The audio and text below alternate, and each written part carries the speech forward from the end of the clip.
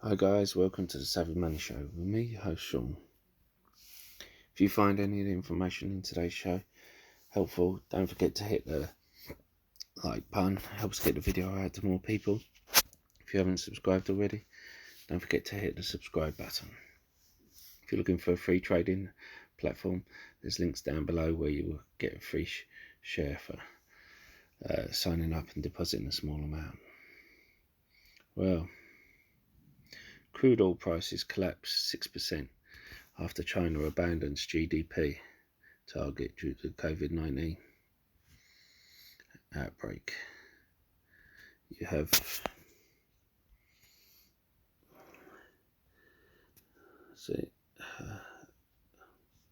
there was UK borrowed 62 billion in April alone to battle the crisis.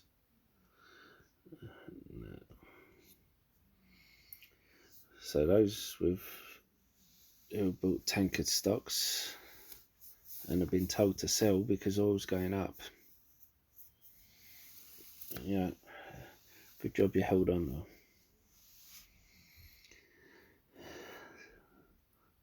Now on with the tips.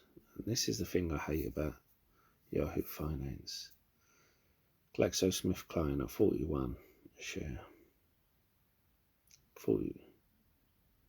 41, and you see all these figures are wrong.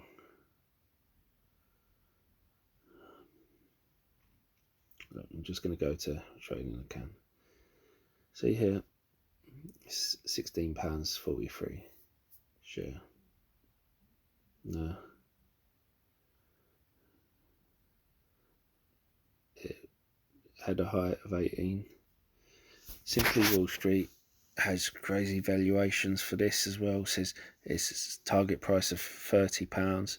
It's never hit £30 ever. You know, I mean, it's hit 20 before, although it doesn't show it on here. It's hit £22 before, but that's the maximum is hit. Usually around £20 you have a massive sell-off. However, £22 is fair value. You have P ratio of 13, dividend yield of 4.75. That's without it working on the COVID-19 drug. So, as I said, China is in the forefront, then Oxford, who is in partnership with AstraZeneca, and then these guys. They're just so undervalued.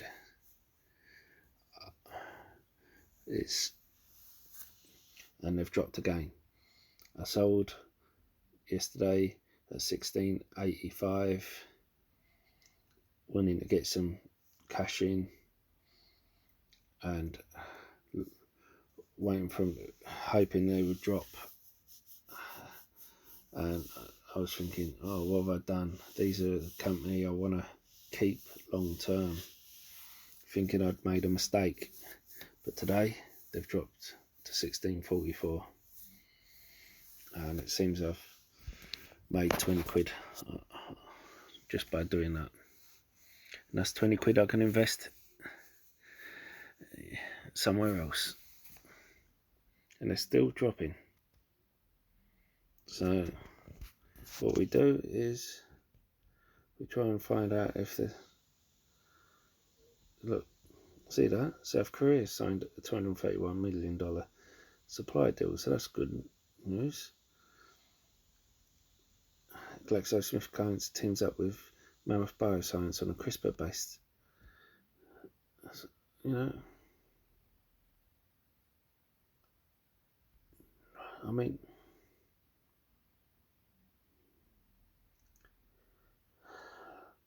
I just think it's people taking profits. Is that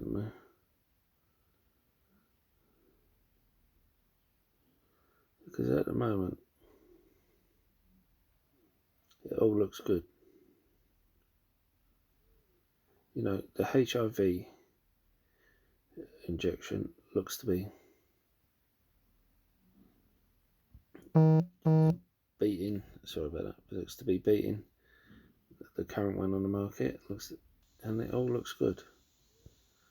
Anyway, I've just bought another 61 shares in the company and plan to hold them.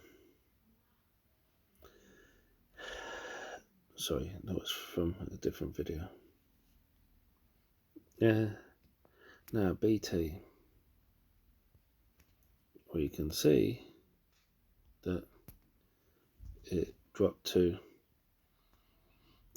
98 and it's been hovering around the 100 mark. However, recently, this is the thing, it broke through the 110 mark, and then when it broke through the 110 mark before, it broke the 115 mark, and you had people, and it was up and up and up and up and up, going up and down, where you had some people selling, some people buying, and then you just had a load of people selling on the back of the earnings, negative earnings. But you have to remember, these guys,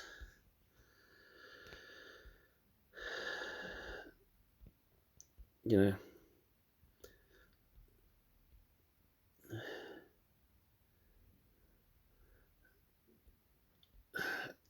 they're not selling. They're not selling Openreach. They were considering selling Openreach, so people sold.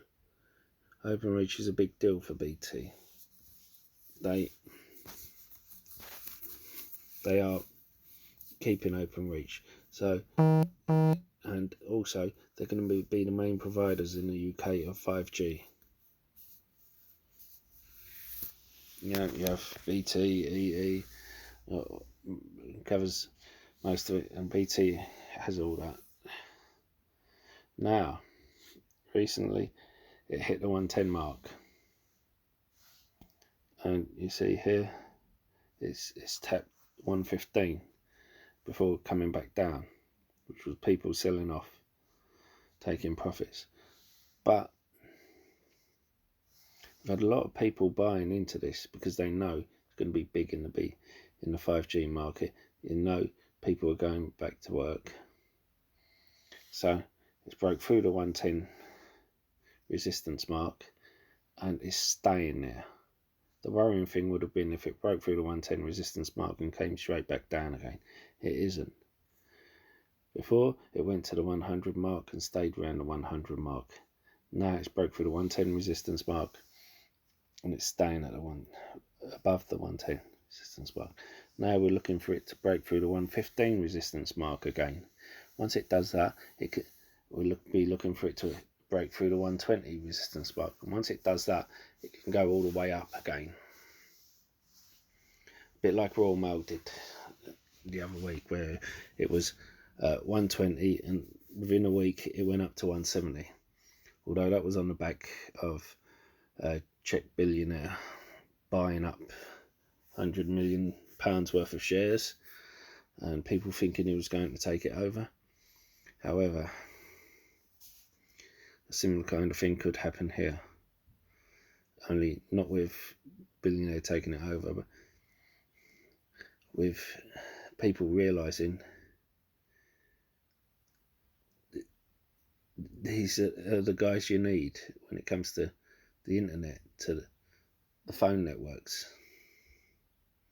Yes, you have the mobile carriers, but no matter who it is that you contract to provide your phone network services, if it isn't an issue inside your home or is not something that they can deal with, they call out BT. So first they send out their engineer. If they can't deal with it, they send out BT. Now, on to the next one. A REIT, custodian REIT, to be precise. Now, it was at 120, and the reason I've gone for this one is, if you give me a second.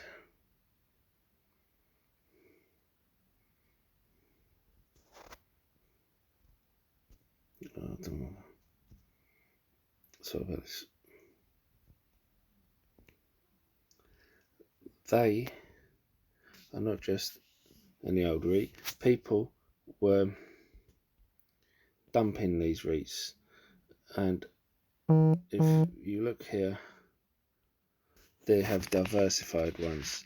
I've mentioned this before when it was a bit lower, but they have Superdrug, which has been operating throughout here.